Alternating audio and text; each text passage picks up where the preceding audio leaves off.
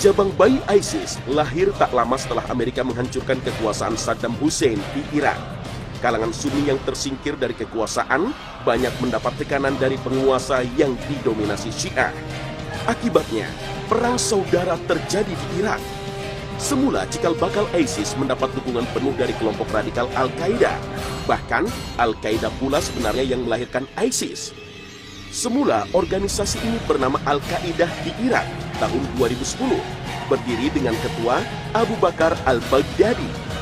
Ketika Suriah bergolak, organisasi ini ikut membantu dan terafiliasi dengan Jabhat Nusrah yang sama-sama dibentuk Al-Qaeda. Pada tahun 2013, AQI berganti menjadi negara Islam di Irak dan Al-Sham atau ISIS. Belakangan kongsi ini pecah karena Jabhat Nusrah tak mau membaiat atau taat kepada ISIS.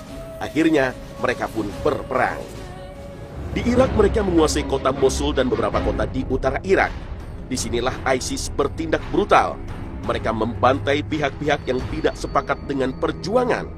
Karena itu, Al-Qaeda pun ikut dimusuhi.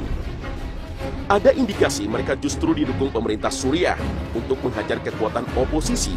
Buktinya, ISIS justru sibuk mengusir milisi lain, bukan menyerang militer Suriah. ISIS juga tidak menyerang Baghdad, malah menyisir wilayah Kurdi yang dihuni Sunni. Bahkan, ada sumber-sumber yang menyebut ISIS merupakan lembaga yang dibentuk oleh kekuatan asing untuk menghancurkan Islam dari dalam. Ada beberapa tindakan ISIS yang negatif, bahkan sangat tidak terpuji. ISIS bukan hanya membantai manusia dengan perondongan senapan mesin, roket, dan bom, tapi ISIS juga sampai hati menyembelih manusia dan memisahkan kepala dari tubuhnya. ISIS juga akan tetap membunuh para korbannya meski mereka dalam kondisi lemah dan telah meratap minta ampun.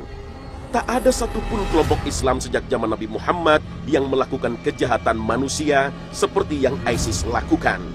Sedikitnya 15.000 muslim tewas dibantai ISIS tanpa ampun. Keanehan lain, sejak serangan pertama Israel atas Gaza 8 Juli 2014 lalu, ISIS memilih bersembunyi daripada berperang melawan Israel.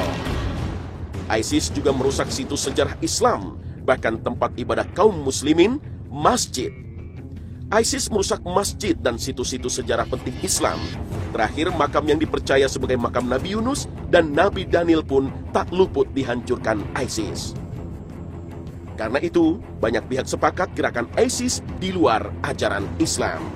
Tak ada satupun ajaran Islam yang membenarkan praktek ajaran ISIS. ISIS bukanlah sebuah kelompok yang murni berasal dari ajaran dan akidah Islam.